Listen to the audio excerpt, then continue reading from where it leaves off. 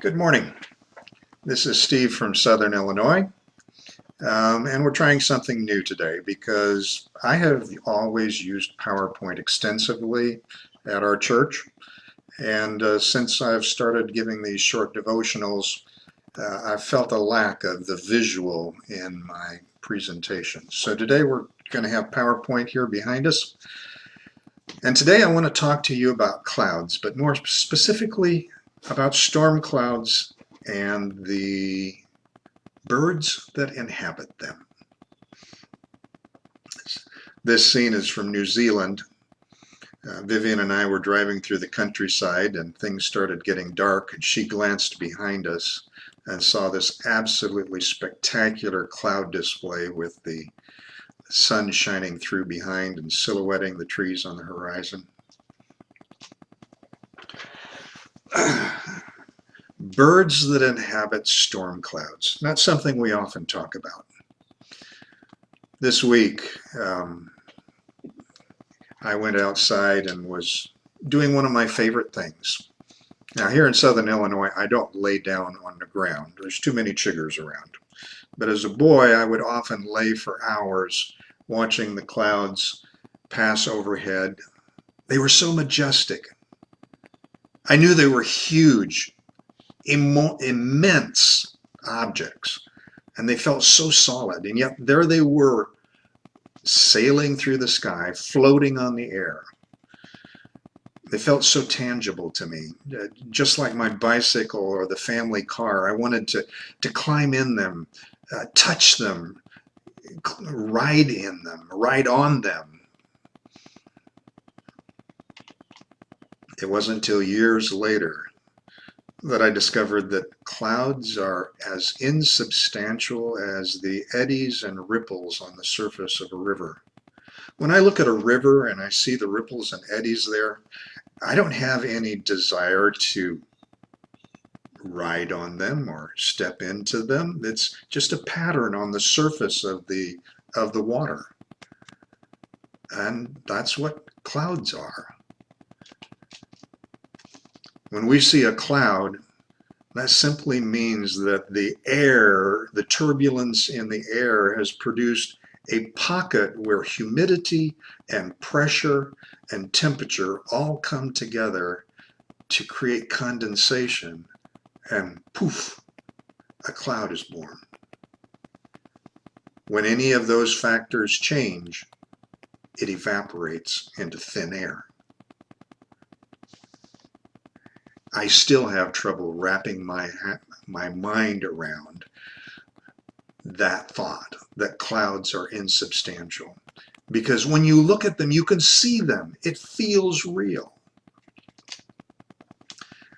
Especially when storms come. Okay, as I was out there observing the clouds this week, I noticed over to the west, over Fairfield, a storm was passing through. And it looks anything but insubstantial. And there was a reason it was passing through. You see, at that very moment, the warm, humid air from the Gulf Coast is flooding up into the central states here, at the same time as cold air from Canada is flowing downwards. And where those two flows of air meet, the conditions are right for the formation of clouds. And presto, storm clouds form. It wasn't long before the storm that was on the horizon was here, and it's happened. You've all experienced this. Okay, you see the clouds come, the sky darkens, and then all of a sudden, everything changes. There may be a sudden cooling of the air that you feel, or a gust of wind, or a flash of lightning and a crack of thunder, and all of a sudden the heavens break open and rain comes pouring down. We've all experienced a storm beginning. But as I was observing this day, okay, I was struck by something else, the birds. You see, before the storm started, there were robins out in our yard.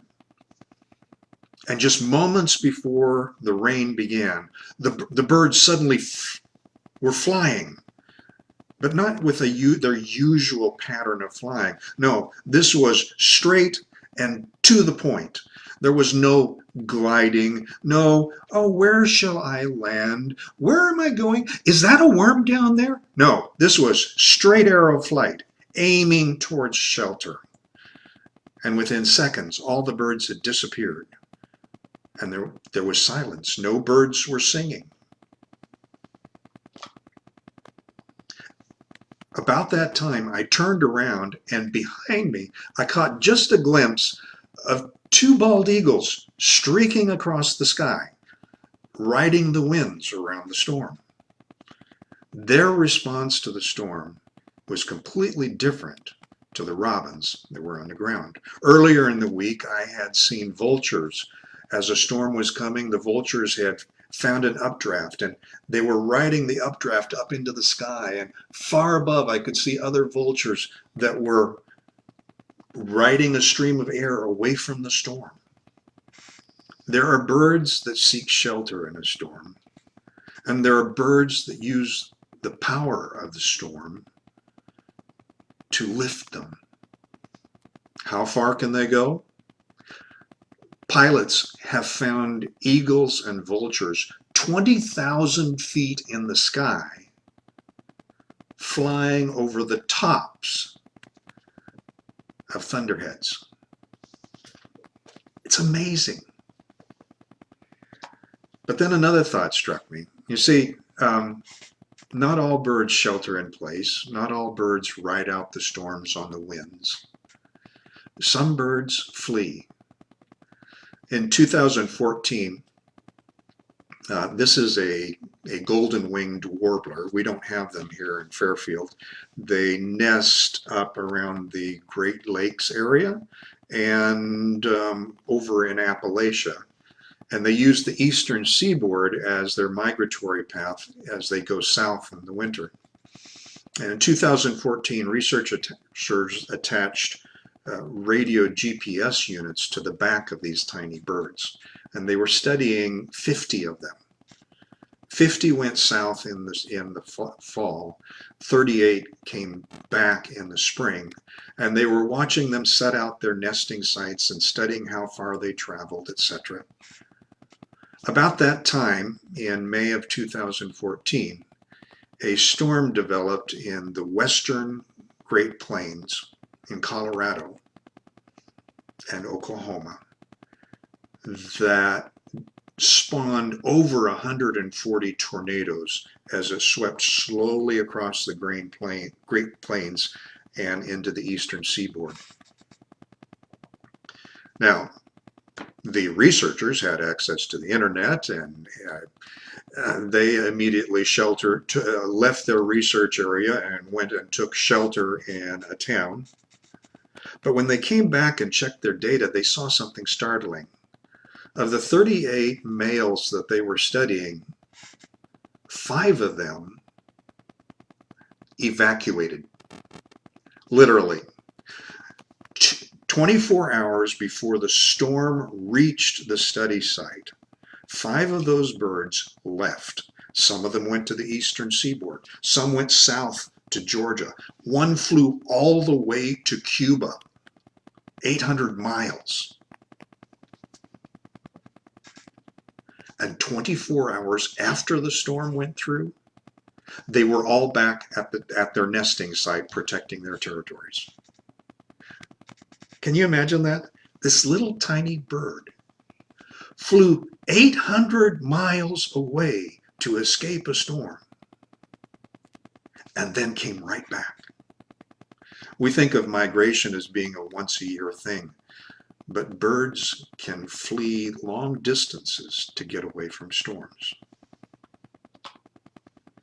So, which bird have you identified with as we've been going through the stress of COVID?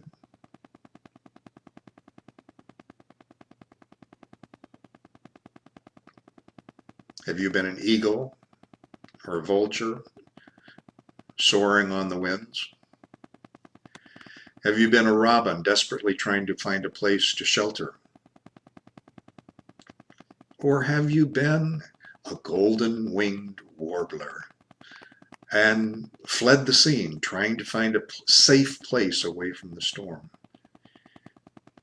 Now, not many of us have been able to do that, but I know many of us have wanted to. The Bible talks about all three different patterns of response to storms, to danger, to stress. In Psalms 55, 6 through 8, and I'm reading this from the God's Word version, the psalmist wrote, I said, if I only had wings like a dove, I would fly away and find rest. Indeed, I would run far away. I would stay in the desert. I would hurry to find shelter from the raging wind and storm. On the other hand, in Isaiah 40, Isaiah wrote, you people of Israel say, God pays no attention to us. He doesn't care if we're treated unjustly. But how can you say that? Don't you know? Haven't you heard? The Lord is the eternal God, creator of the earth. He never gets weary or tired. His wisdom cannot be measured. The Lord gives strength to those who are weary. Even young people get tired and then stumble and fall. But those who trust the Lord will find new strength. They will be strong like eagles soaring upwards on wings. They will walk and run without getting tired.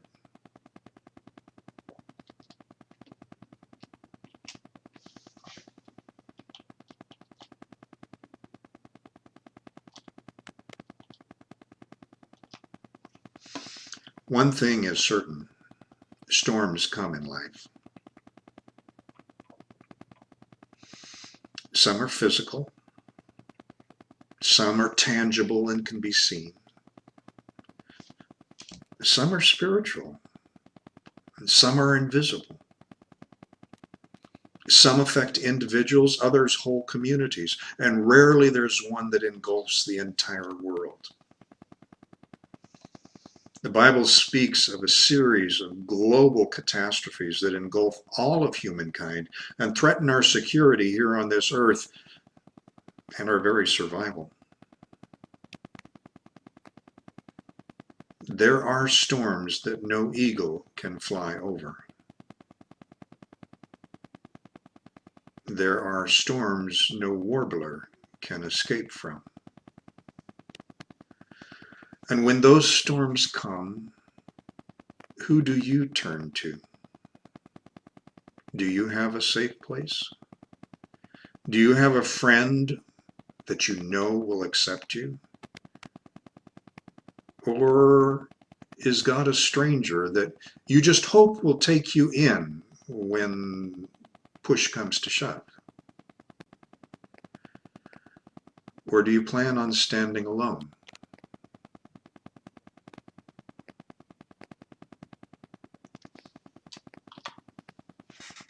Storm clouds and the birds that inhabit them. The kingdom of heaven is like that. Which bird are you? Be safe, be prudent, but above all, look up, my friends.